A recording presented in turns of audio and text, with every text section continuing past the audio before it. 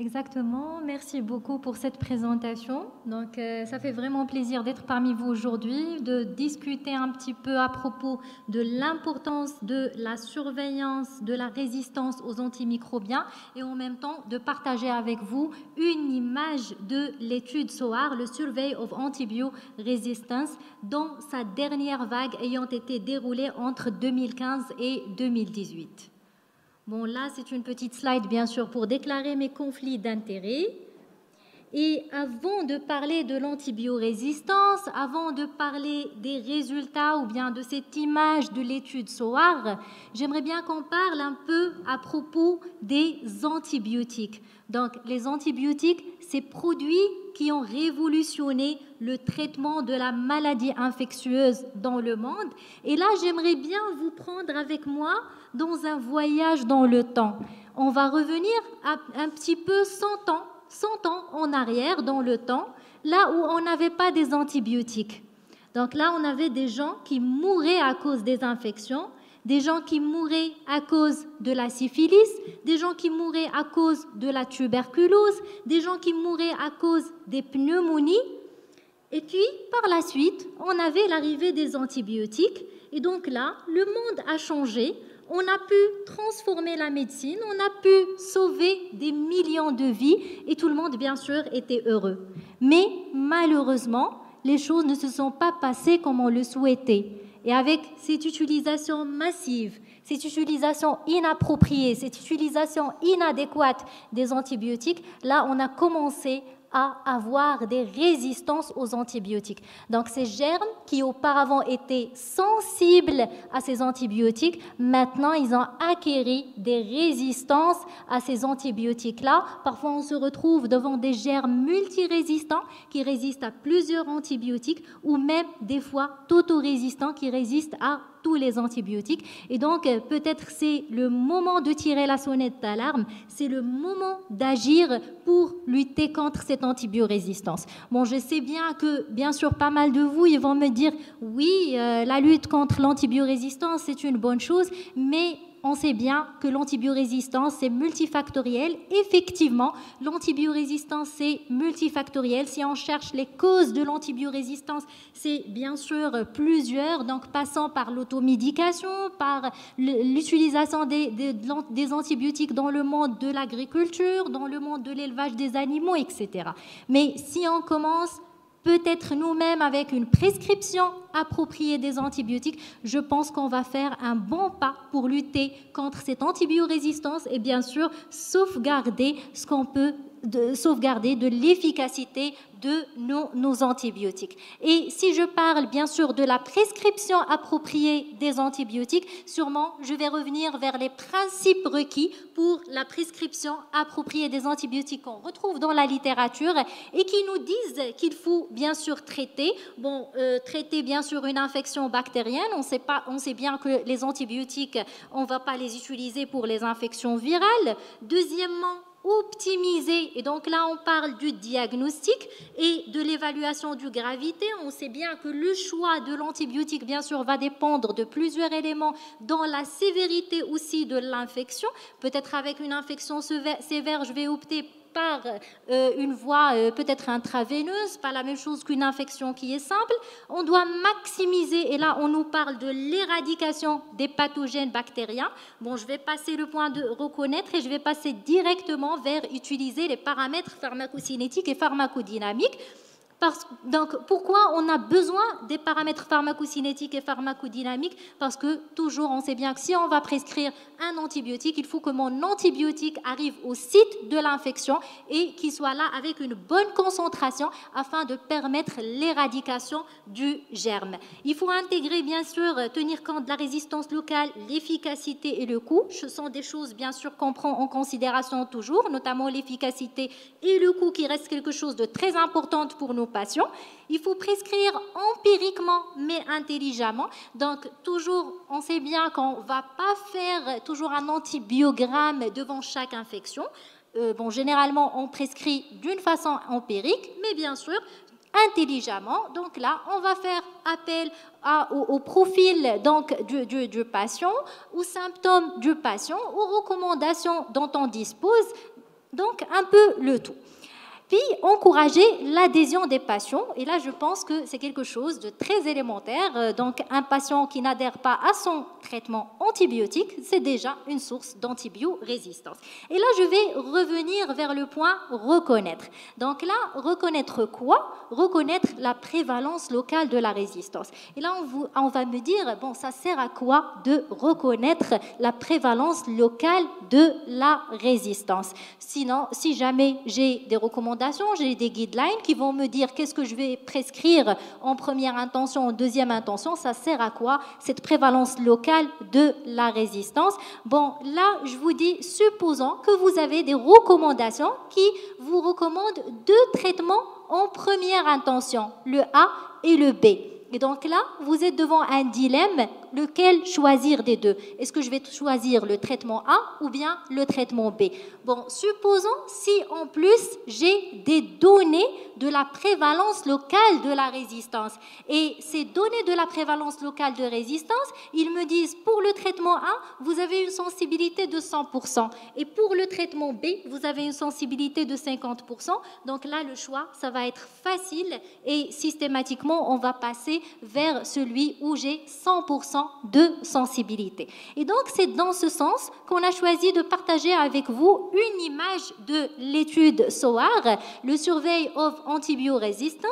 Donc, en général, l'étude SOAR, ça fait donc la suite du projet Alexandre, le projet Alexandre qui était réalisé, si je me rappelle, entre 1999 et 2001, et c'était la première étude multinationale, donc multicentrique internationale, qui était réalisée dans la surveillance des infections respiratoires aiguës acquises dans la communauté. Par la suite, il y avait le Survey SOAR qui avait fait suite à partir de 2002, et donc là, on est passé par plusieurs vagues. Déjà, le Maroc a participé à pas mal de vagues auparavant pour arriver à la dernière vague donc, qui s'est déroulée entre 2015-2018 et bien sûr ayant été publiée en 2020.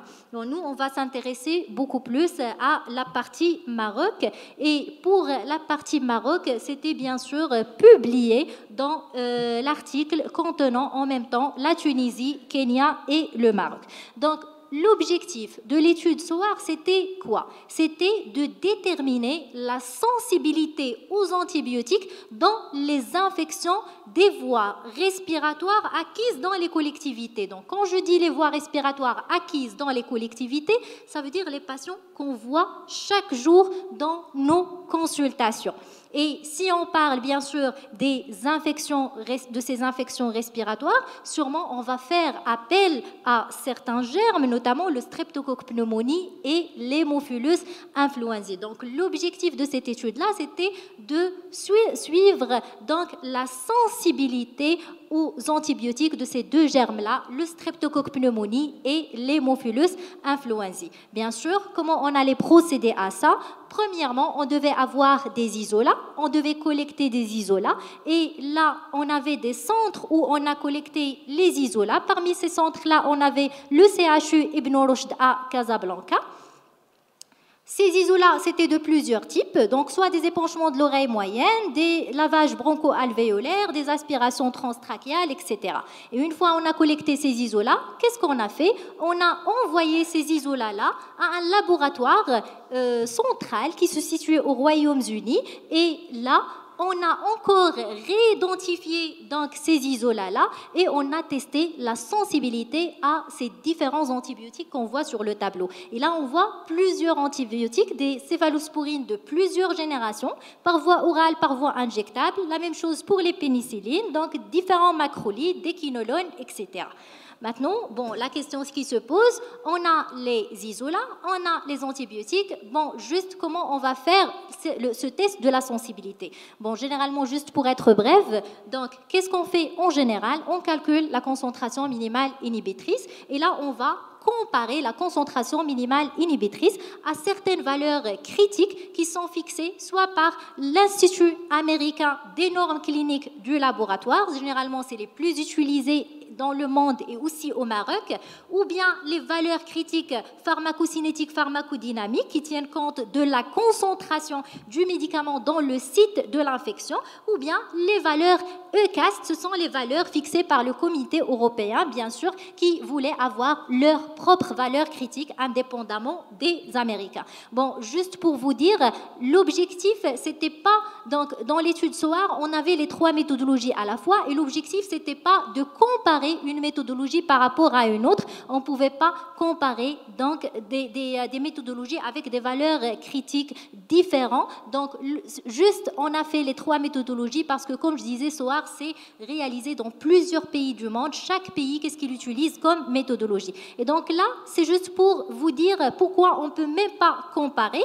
Par exemple, si on prend donc là la sensibilité du streptocoque pneumonie à l'amoxicilline et on veut prendre en considération. Donc là, on voit les valeurs CLSI de l'Institut américain et là, c'est les valeurs ECAST du Comité européen. Bon, pour le CLSI, on me dit que si j'ai une concentration minimale inhibitrice inférieure ou égale à 2, c'est que on est sensible à l'amoxicilline pour notre streptocoque pneumonie. Par contre, le CAST, ils nous disent on est sensible si on est inférieur ou égal à 0,5, puis on est résistant si on est supérieur ou égal à 2. Donc, pour une même valeur de 2, pour l'Institut américain, c'est sensible, alors que pour le CAST, c'est résistant. Donc, on ne pouvait jamais comparer des résultats à partir de différentes méthodologies. Bon, je pense qu'on a assez parlé de la méthodologie. C'est le temps de passer pour voir les résultats. Et donc, là, on va voir les résultats pour le streptocoque pneumonie. Pour le streptocoque pneumonie, dans cette étude SOAR, dans cet article Maroc, Tunisie, Kenya, on avait au total 142 isolats. Donc, pour ces 142 isolats, on avait 44 isolats du Kenya, 19 du Maroc et 79 de la Tunisie. Donc, on voyait que déjà, la population pédiatrique, elle représentait 33,8% de ces patients-là. Et donc, la majorité de ces isolats, c'était soit de type expectoration, aspiration transtrachéale ou bien hémoculture. Maintenant, c'est le moment de voir les résultats de la sensibilité. Bon, déjà, pour vous dire, pour le Maroc, là, on va voir qu'on a 19 isolats. Donc, à vrai dire, au départ, on avait beaucoup plus que ces 19 isolats-là. Mais malheureusement, il y avait une perte des isolats lors du transport vers les Royaumes-Unis. Et donc, c'est pour ça que je disais, on va essayer de voir une image donc, à travers de cet article-là de la sensibilité au Maroc. Donc là, qu'est-ce qu'on voit? On voit les deux colonnes concernant les résultats en tenant compte les paramètres de l'Institut américain et les paramètres pharmacocinétiques, pharmacodynamiques. Et on voit 3 couleurs. Il y a du vert, il y a du jaune et il y a du rouge. Le vert, ça veut dire qu'on est dans une sensibilité forte. Le jaune, c'est une sensibilité qui est relativement élevée. Et puis, le rouge, c'est qu'on est dans ces sensibilités faibles. Et là, quand je vois les résultats, qu'est-ce que je remarque? Là où on a les sensibilités qui sont fortes, c'est quand je pars donc des thérapies injectables, quand il s'agit de la ceftriaxone ou bien la pénicilline intraveineuse, et l'amoxifloxacine, et aussi donc pour les traitements de première intention, notamment l'amoxicilline et l'amoxicilline acide clave. Pour tout ce qui reste des céphalosporines par voie orale, bon, c'est des sensibilités qui sont relativement élevées. La même chose pour les macrolides, donc des sensibilités qui sont relativement élevées, que ce soit de l'azithro, la claritro ou bien l'érythro. Donc déjà, bon, là, je vois qu'on a une sensibilité qui est élevée pour les traitements des premières intentions et peut-être c'est rassurant nous et ça nous laisse penser à utiliser beaucoup plus les traitements de première intention, notamment l'amoxicilline et l'amoxicilline acide clave. Bon, là, je passe vers les résultats, donc en tenant compte les paramètres du comité européen et à vrai dire, comme vous avez vu tout à l'heure, les intervalles de sensibilité, c'était c'était trop serré chez le comité européen. Donc, dès le départ, on s'attendait à une résistance beaucoup plus avec les résultats de l'EUCAST. Et donc, effectivement, donc, à travers les résultats de l'EUCAST, ils nous ont confirmé les résultats qu'on avait vus avec le CLSI et le PKPD, mais bien sûr avec plus de résistance. Bon, avant de passer à l'Haemophilus influenzae, j'aimerais bien partager avec vous juste cette image de la Tunisie où on avait 79 isolats, un pays voisin, et ce pays voisin qui est déjà classé dans une étude 3e dans la consommation journalière des antibiotiques. Et là, déjà quand on voit ce tableau, on voit plein de rouge, plein de résistance à pas mal d'antibiotiques. On voit que pour les céphalosporines, ça dépasse pas la sensibilité, les 26%. Pour les macrolides, ça ne dépasse pas les 20,3%. Là où on a quand même des valeurs aux alentours de 70% pour les traitements de première intention.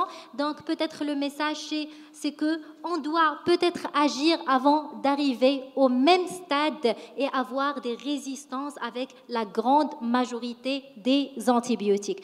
Donc notamment, les mêmes résultats se confirment toujours avec les paramètres EUCAST, mais avec plus de résistance. Et voilà, donc là, on a pu voir les résultats concernant le streptocoque pneumonie. On a pu voir qu'au Maroc, on a quand même une sensibilité qui reste élevée, qui dépasse les 94% pour les traitements de première intention, notamment l'amoxicilline et l'amoxicilline acide clave. Donc rapidement, je parle du deuxième germe et qui est l'Haemophilus influenzae. Et donc pour ce deuxième germe, donc au total dans cette étude, on avait 78 isolats, dont 74 en Tunisie et 4 au Maroc. Donc on voit que la majorité de ces patients-là, donc de qui on a pris ces isolats, c'était de patients pédiatriques dans 46% des cas, et le type de ces isolats, c'était en majorité soit de type expectoration ou bien des aspirations transtrachéales. Bon, malheureusement pour le Maroc, on ne pouvait pas faire une analyse pour 4 isolats, vu qu'on avait perdu encore une fois pas mal d'isolats lors du transport. Et donc, on va essayer de voir les résultats concernant le pays voisin qui est la Tunisie. Et déjà, quand je vois les résultats concernant ce pays voisin qui est la Tunisie, donc je vois quand même ce tableau et j'ai l'air avec un rassuré. Quand même, je vois du vert qui me dit voilà qu'on a toujours une sensibilité élevée pour pas mal d'antibiotiques et notamment quand il s'agit de traitements de première intention, amoxicilline, acide clave. Toujours les mêmes résultats qui se confirment avec le CAST. Et donc là, juste pour dire que pour l'hémophilus, donc à travers les résultats tunisiens, on garde toujours une bonne sensibilité à une grande majorité des antibiotiques et notamment les traitements de première intention, notamment l'amoxicilline, acide clave. Et pour conclure, donc j'aimerais bien qu'on fasse tous un pas pour lutter contre cette antibiorésistance et peut-être, comme je disais toujours, commençons par une prescription appropriée des antibiotiques. Ça peut faire beaucoup pour sauvegarder de l'efficacité des antibiotiques et je vous remercie.